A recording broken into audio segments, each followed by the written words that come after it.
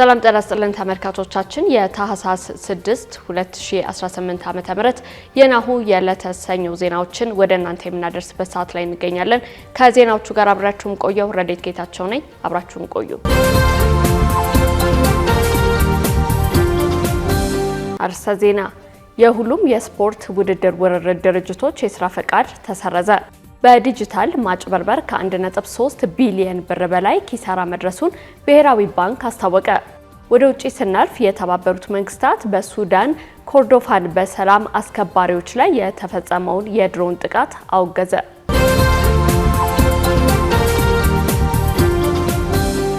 ወደ ቀዳሚ ዜናችን እንለፍ። ኢትዮጵያ በ3 ዓመታት በዩኔስኮ ያስመዘገበችው ቅርሶች ብዛት 6 ደረሰ።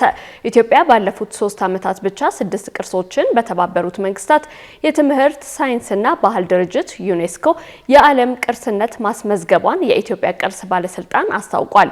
የባለስልጣኑ ምክትል ዳይሬክተር አቶ ኤልያስ ከሰሞኑ በህንድ ኒው ዴልሂ በተካሄደው 20ኛው የዩኔስኮ ስብሰባ ላይ መገኘታቸውን ጠቅሰው በዚህ ስብሰባ ላይ የወላይታ ብሔር ዘመን መለወጫ በዓል የሆነው ጌፋታ በማይዳሰስ የሰው ልጆች ወካይ የዓለም ቅርስነት መመዝገቡን ገልጸዋል።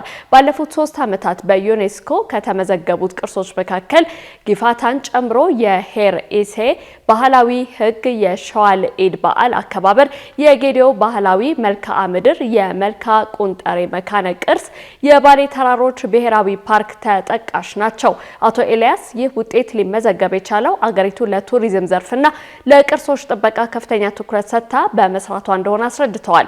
የነዚህ ቅርሶች በዓለም ቅርስነት መመዝገብና መረጃዎች በዩኔስኮ ድረገጽ ላይ መቀመጥ ከዓለም ሀገራት ወደ ኢትዮጵያ የሚመጡ የቱሪስቶችን ቁጥር በመጨመር ለኢኮኖሚያዊ እድገት ጉልህ አስተዋጽኦ እንደሚያበረክት ተመላክቷል። ህብረ ብሔራዊነቷ ኢትዮጵያ የብዝሃ ማንነትና ባህል ባለቤትነት እንደመሆኗ በቀጣይም ተጨማሪ ቅርሶች እንደሚመዘገቡ አቶ ኤልያስ ጠቅሰዋል። የሁሉም የስፖርት ውድድር ውርርድ ድርጅቶች የስራ ፈቃድ ተሰረዘ። በኢትዮጵያ ሎተሪ አገልግሎት ፈቃድ ተሰጥቷቸው ሲሰሩ የቆዩ የሁሉም የስፖርት ውድድር ውርርድ ድርጅቶች የስራ ፈቃድ መሰረዙን አሳውቋል። የኢትዮጵያ ሎተሪ አገልግሎት ከፌዴራላዊ ዴሞክራሲያዊ ሪፐብሊክ መንግስት በተሰጡ መመሪያዎች እንዲሁም ለኢትዮጵያ ሎተሪ አገልግሎት በህግ በተሰጠው የቁጥጥር ስልጣን መሰረት የሁሉም የስፖርት ውድድር ውርርድ ድርጅቶች የስራ ፈቃዳቸው ከታህሳስ 6 ቀን 2018 ዓ.ም ጀምሮ የተሰረዙ መሆኑን ገልጿል። አገልግሎቱ የፈቃድ ስረዛውን አስመልክቶ ባወጣው ይፋዊ መግለጫ ውሳኔው የህዝብን ጥቅም ለማስከበር የተወሰደ እርምጃ ነው ያለው ሲሆን ውሳኔው በስራ ላይ ባሉትና ቀደም ሲል በይፋ በታገዱት በሁሉም የውርርድ ድርጅቶች በእኩልነት ተፈጻሚ ይሆናል ብሏል። የፈቃድ ስረዛ ውሳኔ የተወሰደው በውርርድና በፋይናንስ ዘርፉ ላይ በተካሄደ አገር አቀፍ ጥልቅ ግምገማ ላይ በመመስረት መሆኑንም ጠቅሷል። የሎተሪ አገልግሎት ያወጣው መግለጫ ከዚሁ ጋር በተያያዘ በሂደት ላይ ያለው ምርመራ በዘርፉ ውስጥ የተንሰራፋ ህገወጥ አሰራር፣ የፈቃድ ውል ጥሰትና ለብሔራዊ ደህንነት ስጋት የሚሆኑ ህገወጥ የገንዘብ ዝውውሮች እንዳሉ በግልጽ አመላክቷል ነው ያለው።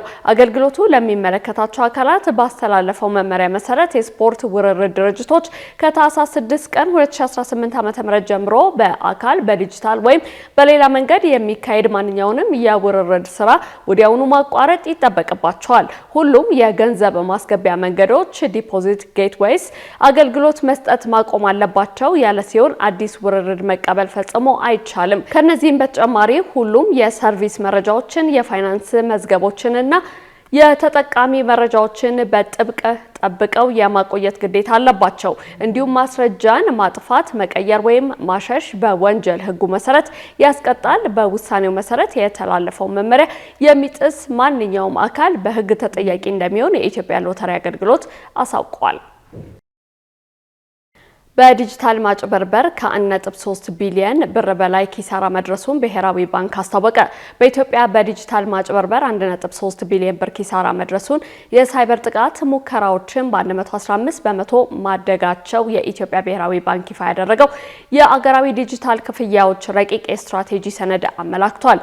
ረቂቅ ስትራቴጂው እንደ አውሮፓውያን አቆጣጠር ከ2026 ጀምሮ ለ5 ዓመታት እንዲያገለግል የተቀረጸ ሲሆን በአሁኑ ወቅት በአገሪቱ 135 5.9 ሚሊዮን የዲጂታል ክፍያ መፈጸም የሚያስችሉ የተመዘገቡ የሂሳብ አካውንቶች ቢኖሩም 15 በመቶ ብቻ ጥቅም ላይ እንደሚውል እንዲሁም እንደ አውሮፓውያን አቆጣጠር በ2024 ብቻ የአገሪቱ የዲጂታል ፋይናንስ ሲስተም በማጭበርበር ወንጀሎች የ1.3 ቢሊዮን ኪሳራ ማስተናገዱ በስትራቴጂክ ሰነዱ ተገልጿል። በዚሁ ዓመት የመጀመሪያው አጋማሽ ብቻ 4623 የሳይበር ጥቃት ሙከራዎች መደረጋቸውን ጠቅሶ ይህም ከቀደመው ዓመት ጋር ሲነጻጸር የ115 በመቶ ጭማሪ ማሳየቱን ብሔራዊ ባንክ መግለጹን ሪፖርተር ዘግቧል። ካሽጎ በየትኛውም ዓለም ሆነው በማንኛውም ሰዓት ለወገኑ የሚደርሱበት ፈጣን የገንዘብ መላኪያ ተከፈተሎ። ማስተርና ቪዛ ካርዶን በመጠቀም ከ5 እስከ 20 ዶላር የሚልኩበት አዲስ የገንዘብ መላኪያ መንገድ።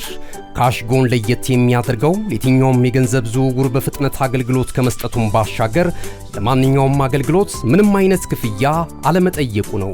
በሀገራችን ታሪክ ገንዘብን ከውጪ ወደ ሀገር ቤት በማስተላለፍ በመተግበሪያ መልክ አገልግሎት መስጠት የጀመረው የመጀመሪያው ሀገር በቀል የገንዘብ መላኪያ ዘዴ ካሽጎ ከ4500 በላይ ባሉ የባንክ ቅርንጫፎች አገልግሎት እየሰጠ ይገኛል።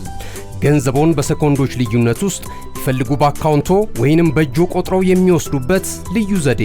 በቅርቡ ሁሉንም ኢትዮጵያዊ ባለቤት ለማድረግ ጉዞ የጀመረው ካሽጎ ዛሬውኑ መተግበሪያውን በስልኮ ላይ በመጫን የአገልግሎቱ ተጠቃሚ ሆኑ። ፍጥነት መለያችን፣ ኢትዮጵያን መክፈቻችን፣ ካሽጎ ነው መላኪያችን። ካሽጎ የአዲሱ ትውልድ ብራንድ። እነሆ የምስራች! የ10 አየር መንገድ የበረራ ትኬት ለውድ ደንበኞቹ በተቀላጠፈና አስተማማኝ በሆነ መንገድ እያቀረበ ያለው። በዚህም በደንበኞቹ የተመሰገነው ጉዞጎ አሁን ደግሞ ተደራሽነቱን በማስፋት ተጨማሪ ባንኮችን በማካተት ለውድ ደንበኞቹ የበለጠ አስተማማኝ ለመሆን ችሏል። የጉዞጎን አፕሊኬሽን ከአፕ ስቶር ወይም ከፕላይ ስቶር በማውረድ የመነሻና የመድረሻ ከተማዎትን መርጠው ዋጋ አወዳድረው የሀገር ውስጥም ሆነ ዓለም አቀፍ በረራ ማድረግ ካሰቡ የበረራ ትኬቶን ክፍያ በአቅራቢያው በሚገኙ ባንኮች አንድም በአካል በመሄድ ወይም በኦንላይን የክፍያ አማራጮች ክፍያዎትን በመፈጸም የበረራ ትኬቶን በእጅ ያስገቡ። ከዚህም በተጨማሪ እንደ ሁል ጊዜው ወደ ጉዞጎ የጥሪ ማዕከላችን 7473 በመደወል ከሙሉ የበረራ መረጃ ጋር የ24 ሰዓት የትኬት አገልግሎት ማግኘት እንደሚችሉ ስናበስሮ በታላቅ ደስታ ነው። ለበረራዎ ጉዞጎ።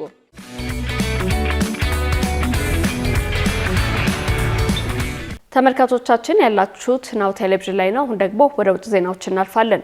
የተባበሩት መንግስታት በሱዳን ኮርዶፋን በሰላም አስከባሪዎች ላይ የተፈጸመውን የድሮን ጥቃት አወገዘ።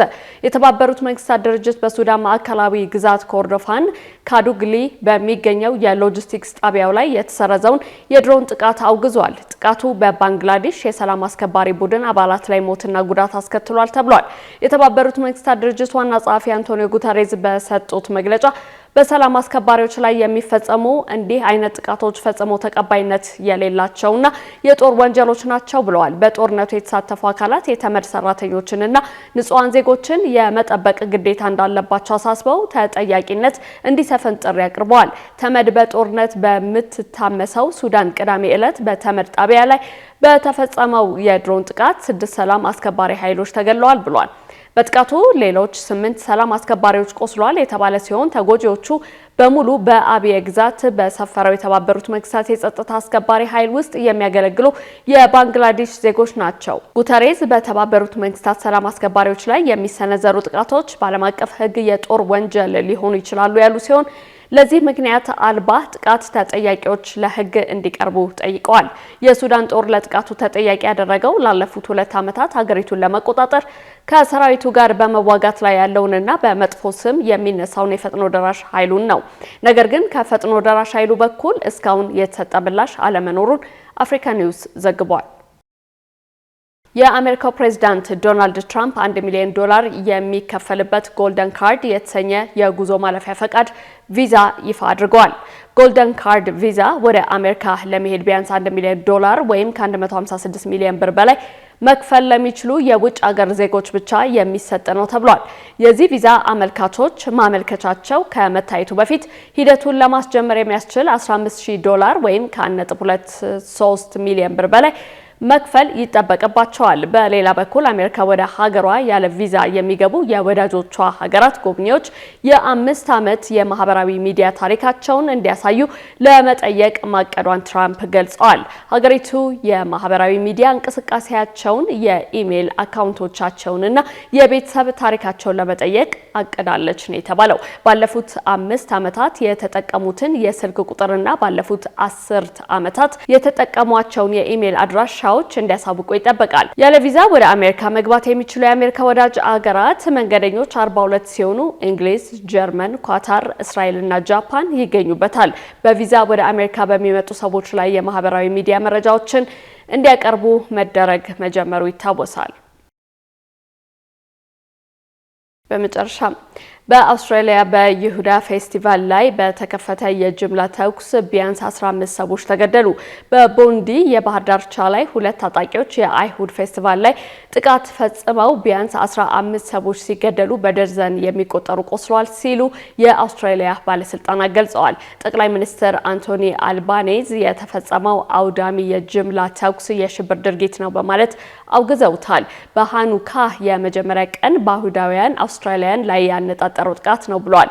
15 ሟቾች እድሜያቸው ከ10 እስከ 87 መሆኑን ይፋ ያደረገው የሀገሪቱ ፖሊስ ጥቃቱ የተፈጸመው በአይሁዳውያኑ የሃኑካህን በዓል ለማክበር ዝግጅት በሚደረግበት ወቅት እንደሆነ ማረጋግጧል።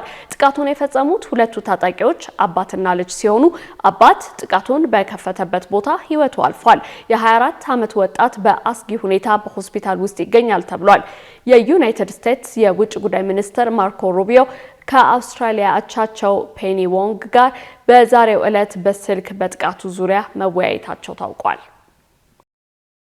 ዱብ ዱብ ከአሸዋማው ሜዳ ላይ ባዶ እግር ከአሸዋ ይወዳጃል። እዚህ ስፍራ ከአልጋው ላይ ገደም፣ ከኳሱ ጋር ትግል፣ ከሽዋዥቤው ጋር ጩኸት፣ ጀልባ ይጎተታል። ቤተሰብ ታንኳ ይዞ ወደዛ ይከንፋል። እናቶች ይደመማሉ። የፈራው ይመለሳል። አንዳንዱ ለነፍሱ ሕይወት አድን ቦርሳ ያነግታል።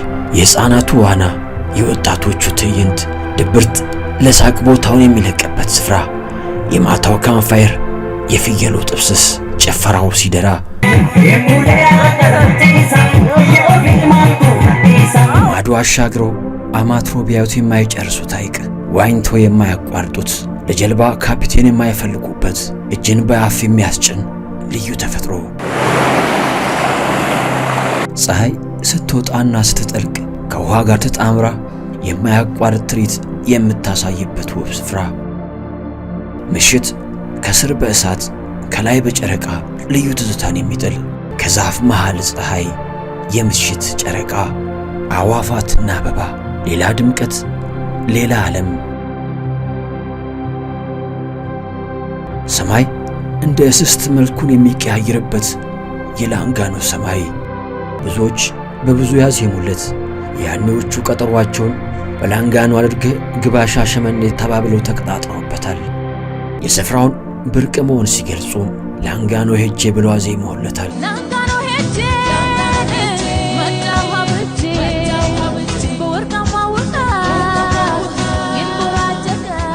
አንዳንዶች የፍቅራቸው መገናኛ ምክንያት ሲያደርጉትም ሐዋሳ ላንጋኖ ለሽርሽር ሄጄ አየውሽ ተባብለውበታል።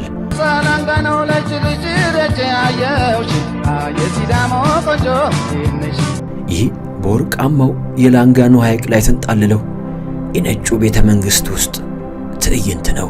ይህ ሁሉ ድራማ፣ ይህ ሁሉ ትዕይንት ከዚህ ብቻ ይፈጸማል። ይህ ሁሉ ማስታወሻ ከዚህ ብቻ ይሰነዳል። ሮዜታ ማሪና ቢች ሪዞርት። ተመልካቾቻችን ዜናዎቻችን እነዚህ ይመስላሉ። ከዜናዎቹ ጋር አብራችሁ የቆየሁት ረዴት ጌታቸው ነኝ። ጤና ይስጥልኝ።